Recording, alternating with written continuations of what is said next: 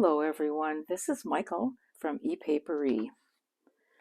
So today I'm going to show you what my next project is, and then I'm going to go through a couple of things that I do with my journals that are actually sewing or quilting techniques, but I have adapted them to use them with journaling. These techniques are not necessarily something I thought up. Other journalers have done them previously, but I thought I would show you today how I use them. So here is my project. If any of you follow CoriDahmen, you will see that she's been working on what she calls her file folder journal, and it looked really intriguing to me, so I decided that I wanted to give it a try. Most of the journals that I've made are ones that have been the normal journal size, using the 8.5 by 11 papers. And most of the time I work with digitals. However, I am thinking about trying to change that up a little bit. Anyway, this is her file folder journal. And as suggested, it's made out of file folders. And it has basically 5 pieces. So as you can tell, this is a file folder. So now I'm not going to show you exactly how to make this, and I'm not going to give you measurements. I would urge you to go over to Cori's channel and watch her videos on how she did this. She does a very good job of explaining it, much better job than I would do. So go over and take a look at Cori's channel. So I believe that, if I remember correctly, this is like a 2.5-inch spine. She was doing 5 signatures, and that's what I'm going to attempt to do also. I don't think I've ever made a journal with 5 signatures, so we'll see how this goes. So you basically have her 2.5 spine, and then, you know, your covers basically made how big you want to make them, I guess. So that's piece number 1, which she calls her base piece. And then you have these pieces, which are also made from file folders. And basically these are the same size as what the covers are. You know, and again, you're using the file folder, so you've got the fold there. The only difference is that on one side, it is about 1 inch shorter.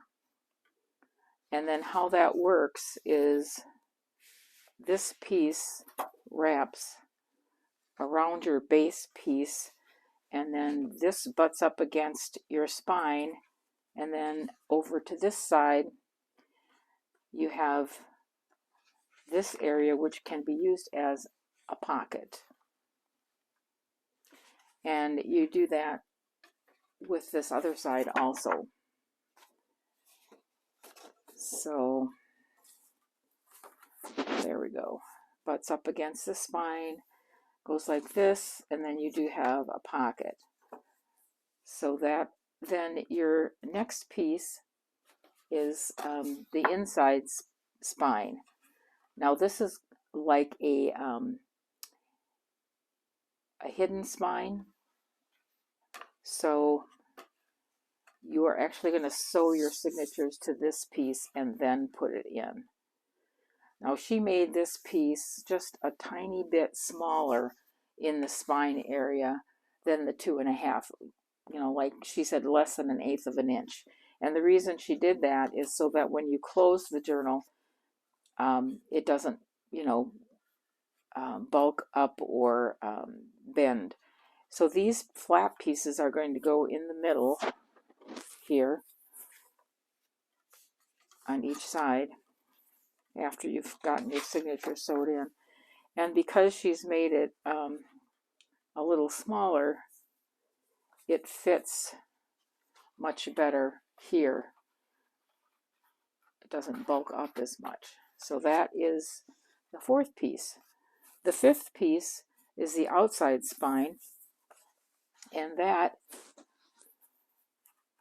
kind of hard to show it here, but that is a piece of decorative cardstock. Now, this is cut with the 2.5-inch spine. So then that will go in like this, and this can tuck under there, and then you have your decorative spine, and you'll have your pocket here. And the same goes for the back piece. So it goes tucked in there, and then you will have a pocket in the back also. So that's how it goes. I thought that was really unique, and actually it's fairly simple. So I thought, well, I'm going to give it a go. So that is my project that I will be working on. I am going to use digitals from a lot of different digital artists. So they're not necessarily from one kit. So they're from various ones. I love spring flowers, and daffodils are my favorites. So a lot of papers that I'm using will have pastel flowers and daffodils on them. And like I said, I'm going to try doing the 5 signatures as Cori did. This paper, I'm pretty sure, came from Margaret at 7 Plaza, and I think it's a gorgeous piece, and I think I'm going to put that on the cover of mine. Let's get into the sewing or quilting techniques that I use in my journal. First one, I'll show you some examples, and then I'll attempt to show you how I did it. As I said, these are not necessarily things that I've made up. They're just sewing techniques that I have incorporated into journal making. First one is in the sewing and quilting world. I hope I get this pronunciation correct, because I just recently found out I'm not pronouncing it correctly, but it's called trapanto. And what that basically is, when you're dealing with fabric, is you're taking your fabric, so you have, your normal fabric. You have a piece of your decorative fabric, and then you put a different piece on top of it, like your backing piece, okay? And then what you would do is you would choose a shape, or it could be a design off of your fabric, okay? And you would sew around it, and then when you go to the back, you would make a little snip in just the backing, and then you would stuff it with different types of padding, like quilt batting or pillow batting or stuffing. And what it does is it makes a raised effect like embossing. Now, most of the time in our junk journaling world, when we say embossing, we're thinking of 2 things: either by using an embossing folder, which makes the impression, or where you're using an ink and some embossing powder that you heat onto the paper. So what I'm doing here is, I guess you could call it like hand embossing. So I'll give you a couple of examples of things that I did. Now, this is one that I did the other day, and this is just a couple of daffodils, and I don't know if you can see the raised on that or not, but basically it's tracing around the shape, and then from the back side you will press down with a stylus Now these are styluses that are used for nail painting, which I don't use them for that because my daughter does mine. But you will trace around that and then you will emboss it by pressing in. So now on this one, I attempted to do the stuffing, and the other one I did not do. And when I look at it, I don't know if there's any difference. So you wouldn't necessarily have to put the padding in there if you didn't want to. So that's one example. This is going to be like a pocket. This is a frame, and I don't know if you can tell on this one or not, but this flower, and this flower are embossed. So let me show you how I did that on this card. This is a pocket, and what I want to do is I want to emboss this flower right here. So I've taken a piece of carbon paper and I put it with the carbon side up, and then I'm going to put my pocket down, very fine one, and all I'm going to do, hopefully I've got this within so you can see, I'm just going to take and draw around that flower.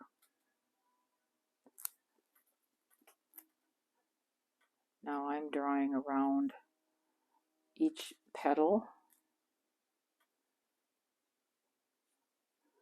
These papers I printed out on just copy paper, so then I went ahead and glued them to a piece of file folder. So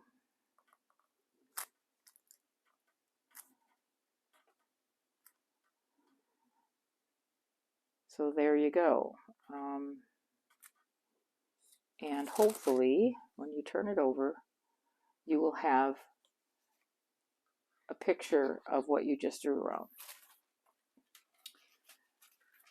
I have a foam pad that I generally use, and I don't know where it went. So anyway, what you would then do is take a stylus that has a bigger ball tip to it, and you will proceed to hand emboss. Just go around and push down on that design there.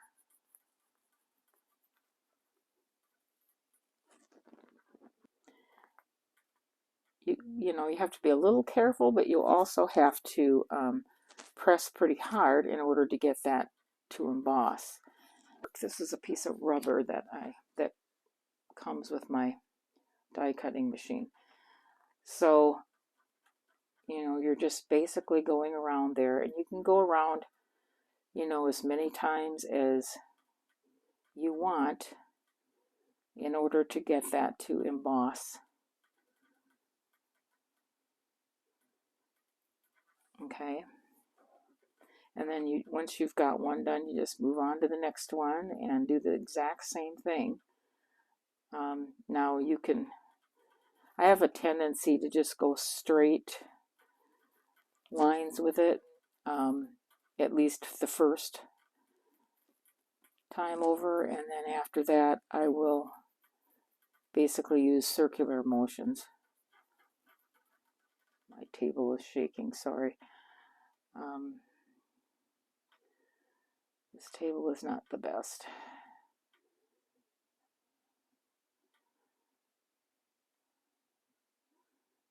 And you just continue to do this, or I used to do this quite often when I was card making.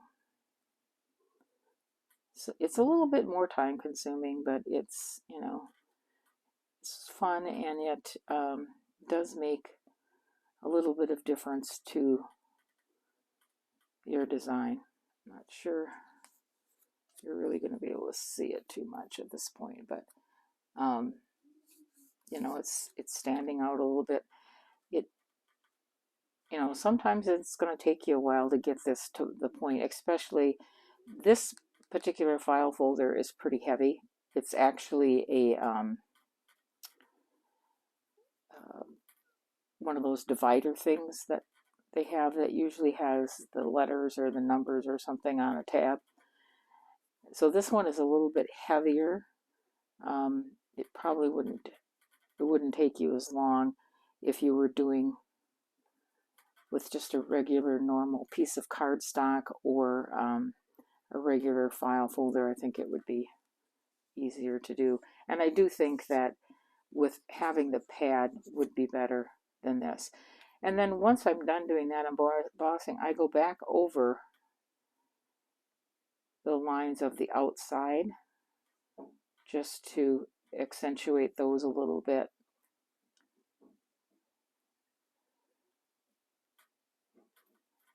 There. Okay, so I need to work on this one a little bit more, but that is the procedure that shows you how it works. Not sure if I showed you this one or not. This one I did that with this flower, but then I turned around and did the outline with some, actually that's crochet thread. Okay, so that's the first technique that I use. I'm sorry if you hear noises. There's construction going on in our area. So the other type of that is, you know, similar to this is basically like debossing, I guess is what you'd call it. And on this little tag, if you can see, you can see where I press down the area around the actual flowers rather than pressing the actual flowers down, and it made kind of a neat texture. So that is one of the techniques that I use. Okay, I'm just going to put these back quickly. There you go. Put them away before I lose them, because I'm very good at losing things. The next technique is something that I believe a lot of journal makers have used. Using a quilting pattern and making your piece of paper look like it's quilted with your designs, using various different types of coordinating paper and then going ahead and stitching it around. And you could use decorative stitches, you can use different colors of thread, those types of things, and that will make it look more quilted. I am not a quilter. I have, on occasion, made some baby quilts, but I have never in my life made a full-size quilt. I think the reason for that is the fact that I'm not very patient, and I like to do things that I can complete fairly quickly because I want to see the finished product. And with quilting, you have to be very precise, and that is just not necessarily my way of doing things. So pick or choose a quilting pattern. You can go online and put in free quilting patterns, and they'll come up with a whole bunch of them. I started out with a pretty good sized piece of paper, and then I cut it on a diagonal, and I got these triangles. And then what I did is I put these two triangles together and cut them again down the middle like that. Okay, and then that leaves you with these smaller ones, and you can then add them to your paper however you want to do it. Glue them down and then stitch around them to make this type of a technique. Very easy. There are also, I think, out there videos where you can make like almost full pages with different quilting patterns. The next one that I do is, I think, what the sewing and quilting world refer to as reverse applique, and I'll show you some examples of that. The first thing I had experimented with is like these pockets that have the lace inset into them. And I think you've probably seen people do that. And the neat thing about this is when you put, you know, your tag or paper or whatever behind it, it shows through the actual pocket. I did this, the first time I ever did this, I did it on a full-size piece of tracing paper. I took 2 pieces of tracing paper, folded them over like you do with your pages, and put them together like that. And then I put a piece of lace in between the 2 pieces, stitched around it. Okay, and then I'm going to take my scissors here, and I'm going to make a small cut or tear. Now you just want to cut or tear that top layer of tracing paper. Now, you could cut around it, but I prefer to tear. And again, you have to be somewhat careful because, you know, you could tear this right through the stitching if you weren't careful. I've done that on occasion, but I need to get this so I can grab it here. There. And proceed to pull the tracing film out of that area that you sewed around.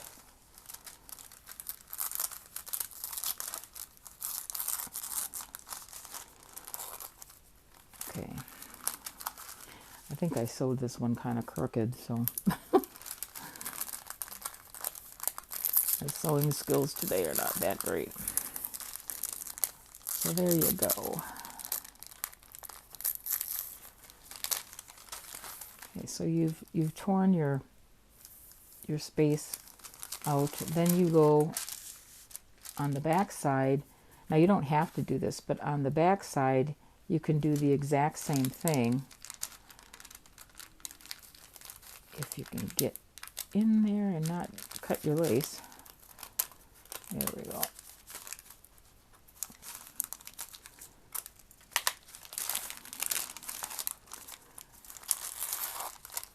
And tear your tracing paper around where you had sewn it. And what that's going to do is it's going to leave just the lace in that area to make just a quick panel in between the 2. And then when you're putting your signatures together, what happens is whatever paper you put next in line in your signature is going to show through that lace area. So that's one. And in this case, because my lace had like a little ruffle to it, when I sewed it in, I left that ruffle below the paper edge line so that it can show up and be a little bit more decorative. And then you would, I didn't do it on this one, but you would go around and you would, you know, sew around the edges of your tracing film to make sure that you've got your pages. And that is how you do that. I also, and as I showed you, you can do that with, like, this could be a pocket, and then whatever you put behind that as a tag will show through. Okay, or this one, it's a bigger one. you know.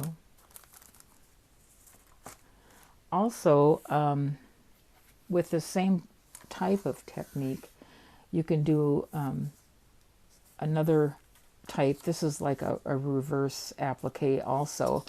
And I just took 2 pieces of paper, one with a decorative element to it, sewed around it, and then proceeded to tear just the top layer of paper off of it to reveal that decorative image. And I'll show you kind of how you do that. Now here's what I did to make those pockets. I just took a piece of tracing paper, put my lace in there, sewed around the lace, and then went ahead and tore out the paper. Actually, you know, pretty simple. And this this one, I forgot to put the lace in, but I think it turned out cute anyway with no lace on it. But say, for example, here we have this pretty butterfly. And if you wanted to, you could add lace to that butterfly and then put your other piece of paper over the top. So you could just stitch around the entire piece of paper, but only tear the area where the butterfly is showing. Here's one I've prepared that way. Okay, I've got a piece of decorative paper with a decorative element on it, and then just this music paper, and then I stitched around where the decorative element is, and then I'm just going to go ahead and try and this one I did put lace in between the 2 paper layers. Once you're able to start with that, you can see what you're going to end up with. And again, you don't have to tear it completely out. You could just do that if you wanted to. But when you're done, you will have your decorative piece with your lace on top of it. So that's how you do that one. And then this one would be like a pocket. And you've got your decorative element showing. So those are the couple of techniques from the sewing and quilting world that I use in making journals. I'm sure that there are a ton more. And I like, you know, hand stitching and whatnot, and you can stitch on paper and all kinds of things if you have the patience and the willingness to do that. So I like to do that on occasion. So there you go. Those are my ideas for this technique. So just lay a couple of them out here so you can see them, and there you go. Thanks so much, guys, for spending this time with me today. I really appreciate it, and I know that Erin does too. If you like what you saw, if you could please press that like button. And if you're not a subscriber and you like what we did here today, if you would subscribe, we would greatly appreciate that. And also, leave me a comment. I love to see your comments. If you have done any of these techniques before, then let me know what kind of success you had and what you used them for. Pockets, tags, you know, whatever, maybe on a cover. That would be interesting. Anyway, leave me a comment, or if you've not tried it and you want to try it now, please do so and leave me a comment and let me know how it went. If you have any questions, feel free to send us a message, and I will be more than happy to answer any questions that you have. Okay, guys, again, thank you so much for joining me today. Have a lovely day.